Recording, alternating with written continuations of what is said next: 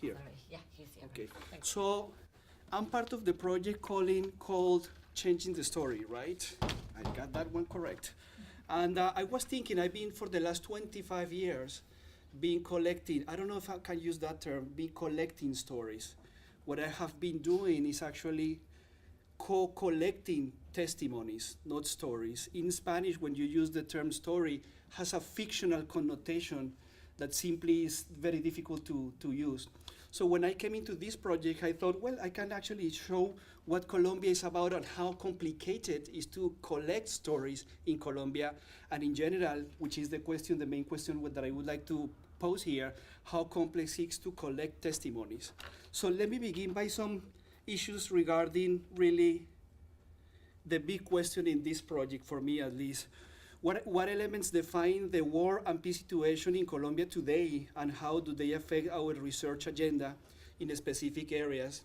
And some of you may know that the country is going to a peace process, which has just ended after 4 years of negotiations between FARC, one of the guerrilla groups from the Colombian state. So the first thing that I would like to say is that Colombia is living currently something that I call multiple transitionalities, which is a horrible name. I know, especially in Spanish, it's also horrible. But it is true, multiple transitionalities. The first one of them began in 2005, and we might actually say that it's almost finishing now. We are 2017. But the issue is that paramilitary groups demobilized beginning in 2005. And I'm saying that it is still going on because paramilitaries are still speaking, according to the laws and the process itself. They are still speaking nowadays of what they did during the last 30 years or so. So in that way, we might say that we are going through a transitional phase if we take that particular event as a model, as a starting point. Then we have a FARC and government negotiation, which in a way, it looks like we are entering a transitional phase with relation to FARC. So you have both of these groups, the demobilization of paramilitary, which sounds like post-conflict, the current demobilization of FARC, which sounds like transitional justice beginning again, and then also we have in that particular, in that country, we have other forms or continued violence. So we have, for example, the National Liberation Army, the ELN. My mother was one of the founders of ELN 50 years ago, so I know very close that process. We also have criminal bands, which is like an appendix of the drug cartels in Colombia, which was renamed after the 2005 process as criminal bands, but in the end, they are paramilitary groups, just in a smaller scale, I guess. We have what we call micro-drug cartels. We don't have the Pablo Escobar anymore. We have micro Pablo Escobars everywhere in the country. And there is something that I like to mention here in this continued violence. We have what I call chronic and historical forms of violence.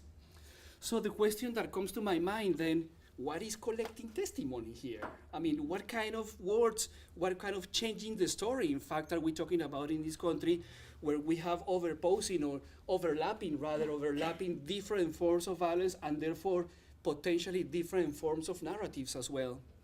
So that would be one of the issues that would, for me at least, would be central to doing this work. And I would ask the audience as well, what is the meaning of all this collecting? What is the meaning, how do you do that? I mean, do you do it collectively? In what ways? What kind of languages do you use? And so on and so forth. So as an anthropologist, then I realized that I needed to use a different kind of definition for what I was doing. I said, instead of speaking about transitional justice, which by the way, I find it extremely boring on the one hand, and secondly, because of these overlapping policies, I decided to use the term transitional scenario, and then it became something more interesting for anthropologists.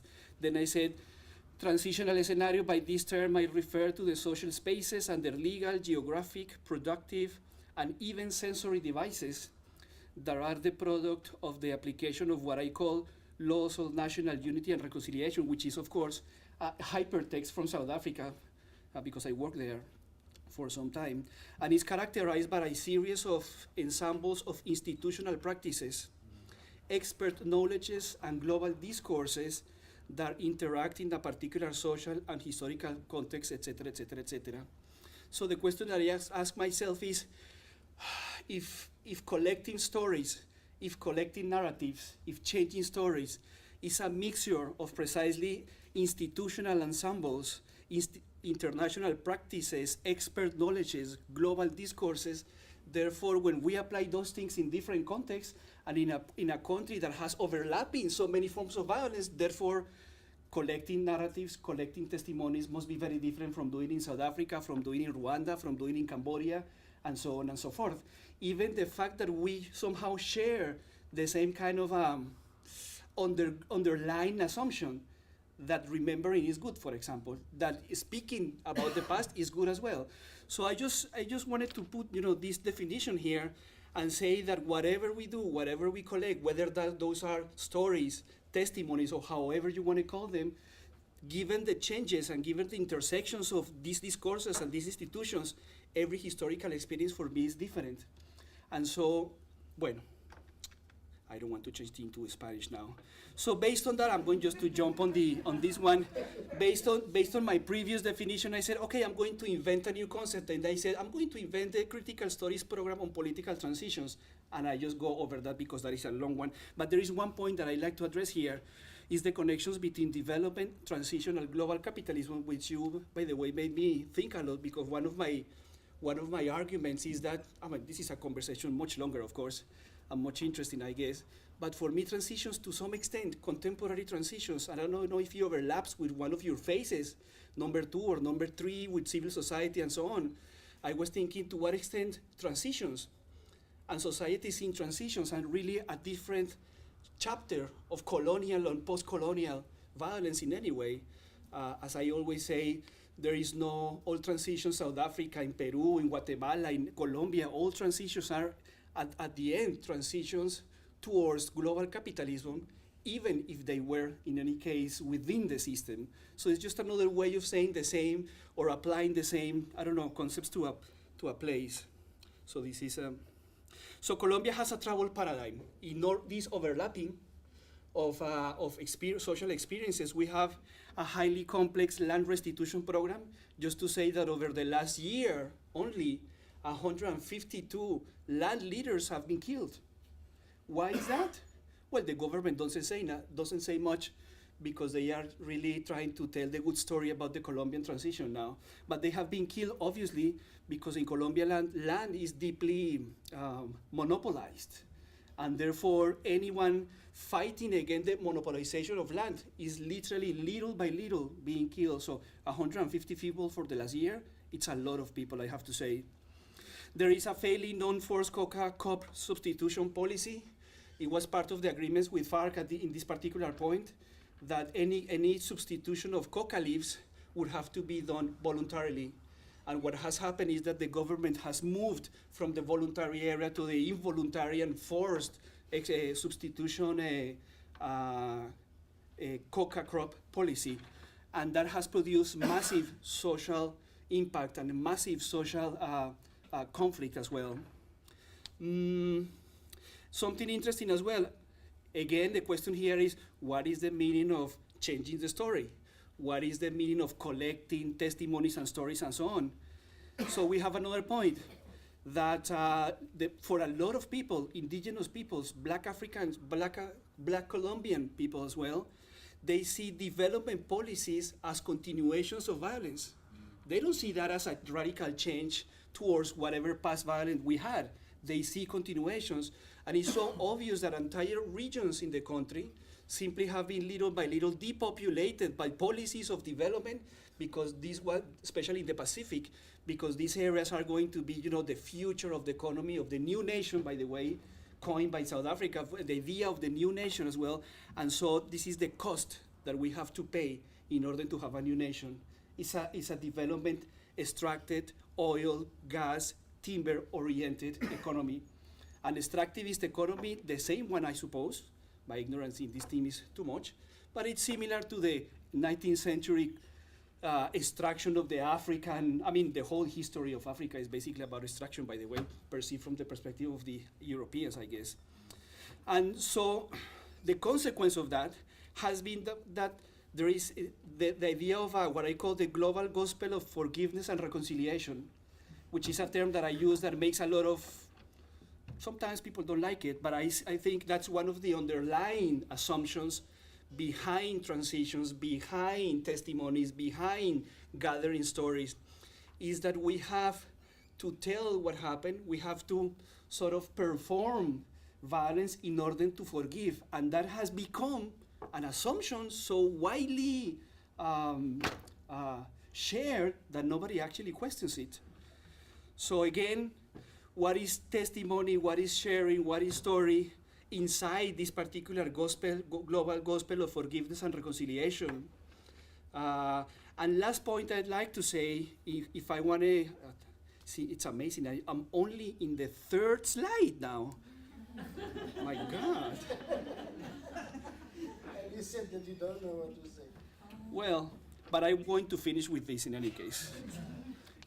What I find interesting is that since the 2005, because of paramilitary demobilization, it was the first time that the global gospel of reconciliation and forgiveness was put in place in Colombia, because a number of different institutions and different laws were enacted at that point. One of those was the peace and justice law. And so out of that law, institutions of memory, institutions of reconciliation, institutions of reparations, lands, and so forth came into place. So we have been remembering for 15 years now. We have been collecting stories for 15 years. We have been collecting testimonies for 15 years.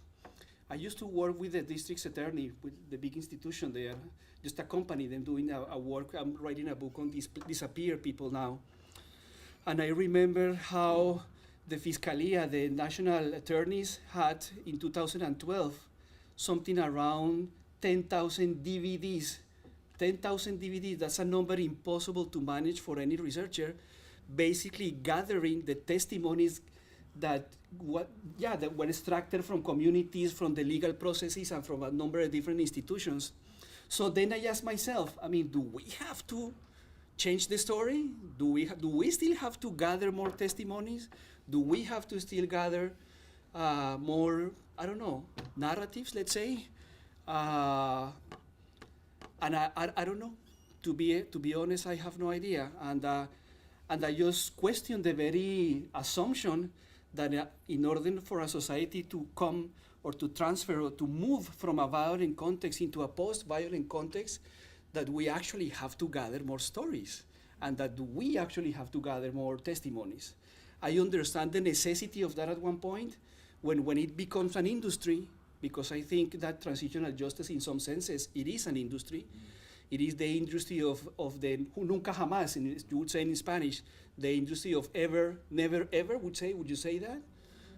The industry of human rights. I think human rights, to some extent, when you see that concept, when you see those practices, and when you see the multiplicity of violences that inhabit a particular post-conflict society, human rights is just a co-opted concept by the new states, which are really neoliberal states and neoliberal governmentalities. And I just finished that because otherwise I won't. Thank you.